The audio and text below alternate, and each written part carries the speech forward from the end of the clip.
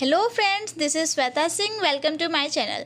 Last video में हमने class 6 के पॉलिटी का चैप्टर नंबर 6 कवर किया था, जो कि था हमारा गांव का प्रशासन। आज हम लोग चैप्टर 7 को कवर करेंगे, जिसका नाम है नगर प्रशासन। ठीक है, यहाँ पे हम लोग नगर पे किस तरह से प्रशासन होता है, कौन उस चीज़ को संभालता है, उस चीज़ को दिखाया गया, उसको हम लोग पढ़ेंगे। ठीक है, सबसे पहले देखिए यहाँ पे फर्स्ट पॉइंट में क्या दिया गया है कि नगर प्रशासन चलाने वाले संस्था को क्या कहा जाता है? नगर निगम कहा जाता है। ठीक है, ये क्वेश्चन बहुत ही इंपॉर्टेंट हमारे लिए हो जाता है, नगर निगम क्या होता है। और इसी चीज़ को जब छोटे कस्बे में लिया जाता है, यानी कि उस कम मतलब छोटी आबादी वाली जो जगह होती है, वहाँ पे नगर पालिका हो जाता है। ठीक है, अब देखिए नगर निगम कहाँ होता है। नगर निगम जिस भी सिटी में, जिस भी शहर में लगभग 10 लाख से ऊपर की आबादी होती है, ठीक है, जनसंख्या 10 लाख से ज़्यादा की अगर जनसंख्या होती है, तो उस जगह पे किस चीज़ की स्थापना होती है? नगर निगम की स्थापना होती है। अगर 10 लाख से कम हो तो क्या हो जाएगा? वही नगर पालिका हो जाएगा। ओके, यहाँ पे उसके बाद दिया गया है 73rd अमेंडमेंट। ठीक है, कॉन्स्टिट्यूशन अमेंडमेंट, यानी कि 1993 में हमारे संविधान में संशोधन हुआ था, जिसमें से 73वां और 74वां संशोधन हुआ था। ठीक है, यह हमारे लिए बहुत इंपॉर्टेंट हो जाता है, जिससे कुछ गाइडलाइंस यहाँ पे दिया गया है, कुछ इंपॉर्टेंट फैक्ट्स यहाँ पे है, जिससे हमने पॉइंट्स में लिखा हो। जैसे देखिए पॉइंट नंबर 1 में क्या दिया गया है, इसके द्वारा पंचायती राज के त्रिस्तरीय ढांचे का प्रावधान किया गया है। त्रिस्तरीय ढांचे का प्रावधान हमने पिछले वीडियो में अच्छे से इसको कवर किया है, देखा भी है कि किस तरह से क्या होता है कि ग्रामीण स्तर पे क्या होता है? ग्राम पंचायत होता है, उसके बाद प्रखंड स्तर पर होता है पंचायत समिति, एंड जिले स्तर पर जिला परिषद होता है। त्रिस्तरीय ढांचा हमने देख लिया बहुत अच्छे से, इसको समझ भी लिया है। अगर आपने वीडियो पहले का नहीं देखा है तो आप डिस्क्रिप्शन बॉक्स में जाके देख सकते हैं आराम से। उसके बाद से क्या बताया गया यहाँ पे कि दूसरा नंबर पॉइंट में देखिए आप कि पंचायती राज संस्था के प्रत्येक स्तर में 1/3 स्थानों पर महिलाओं के लिए आरक्षण की व्यवस्था की गई।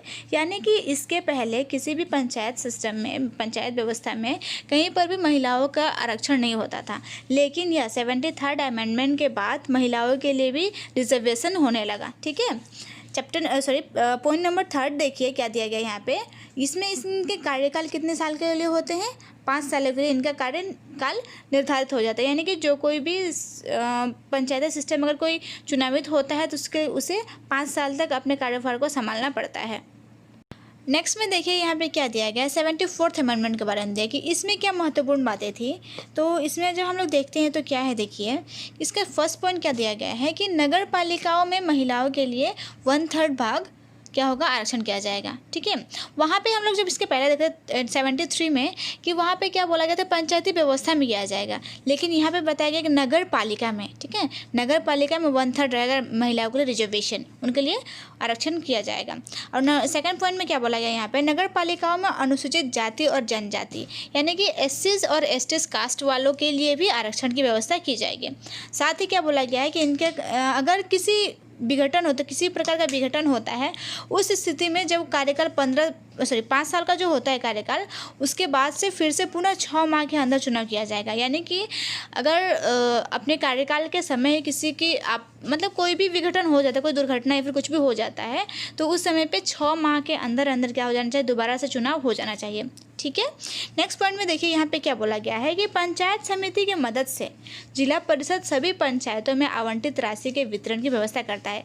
यानी कि जो सरकार की तरफ से हर एक पंचायत के लिए उसके विकास कार्यक्रम के लिए जो पैसे आते हैं, उस चीज़ को वितरण कौन करता है? जिला परिषद वो करता है। और किसकी सहायता से? पंचायत समिति की सहायता से वो करता है। उसके बाद देखिए इस चैप्टर में कुछ इंपॉर्टेंट पॉइंट्स दिए गए हैं। क्या है वो? जैसे नंबर 1 में दिया गया है कि 73वें संविधान संशोधन के बाद पंचायती राज अधिनियम का निर्माण करने वाले प्रथम राज्य कौन हो जाता है? कर्नाटक। ये क्वेश्चन भी हमारे लिए बहुत ही ज़्यादा इंपॉर्टेंट है कि सबसे पहले इस चीज़ को अपनाने वाला कौन सा राज्य है? तो हमारा कौन सा है? कर्नाटका है। ठीक है, उसके बाद क्या बताया गया है कि 73वां संविधान संशोधन अधिनियम कब हुआ था? ये 25 अप्रैल 1993। और 74th अमेंडमेंट कब हुआ था? 1 जून 1993 में प्रवृत्त हुआ था। ठीक है, जैसे कि हमने पहले ही देख लिया था 93 में हुआ था। डेट उतना इंपॉर्टेंट नहीं रहता है, बट ईयर बहुत इंपॉर्टेंट है। ठीक है, उसके बाद यहाँ पे एक टर्म है कर। ठीक है। जैसे कि कुछ कभी कभी आ जाता है कर है क्या एक्चुअली में, तो कर क्या चीज़ है, कर वह राशि है जो सरकार द्वारा उपलब्ध कराई गई सुविधाओं के लिए सरकार को दिया जाता है। यानी कि सरकार हमें कुछ सुविधा देती है, उसके बदले में, जैसे कि मान लीजिए हम इसको ले सकते हैं जैसे शिक्षा का कर, ठीक है। शिक्षा हमारी सरकार द्वारा हमें मिलती है, शिक्षा मिलते हैं और उसके ऊपर हम कर देते हैं, ठीक है। तो इस तरह का होता है, मतलब उनके दी हुई सुविधा पे हम कुछ कर देते हैं जो सरकार को मिलती है, ये होता है कर।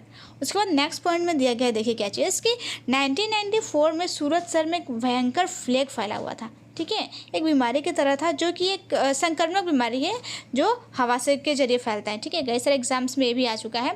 ये फ्लैग है क्या, सॉरी फ्लैग नहीं, प्लेग है ये। तो प्लेग है क्या, ये क्या चीज़ है, हवा के द्वारा फैलने वाली एक संक्रामक बीमारी है। उसके बाद क्या बताया गया है कि चंडीगढ़ के बाद भारत के सबसे साफ शहरों में से दूसरा स्थान किसका है, सूरत है, ठीक है। सेकंड रैंक पे सूरत का आता है और फर्स्ट रैंक पे कौन है, चंडीगढ़ है। ये सब चैप्टर में ये मेंशन है, ठीक है। उसके बाद नेक्स्ट एक और पॉइंट दिया गया है, निजीकरण। निजीकरण है क्या, तो निजीकरण क्या होता है, देखिए जो काम पहले सरकारी कर्मचारी करते थे, ठीक है, अब उसी काम को निजी कंपनियां करती हैं। यानी कोई एक कंपनी है जो अपने अलग निजी तौर पे करती है, उसको प्राइवेटली करती है। जैसे कि एग्जांपल के तौर पे यहाँ पर दिया गया है, इस चैप्टर में भी यही मेंशन है कि कचरा उठाने का काम अब निजी ठेकेदारों को दे दिया गया है, जो कि यह क्या चीज़ का है, निजीकरण का। यानी कि पहले क्या होता था, सरकार के ऊपर डिपेंड करते थे कि सरकारी कर्मचारी आएंगे और हमारे एरिया में जो कचरा फैला है उस चीज़ को, कचरे को उठाएंगे और लेके जाएंगे। लेकिन आबादी ज़्यादा होने के साथ साथ और प्रॉब्लम्स भी ज़्यादा होती है पोल्यूशन की वजह से, तो क्या हो गया, ये सारे जिम्मा किसको दे दिया गया, कुछ ठेकेदार को, जो कि निजी कंपनी को चलाते हैं और उनके ही कर्मचारी आते हैं और इसको सफाई करते हैं, ठीक है। होप आप सभी को ये सारी जानकारियाँ अच्छी लगी होंगी। Okay, thank you.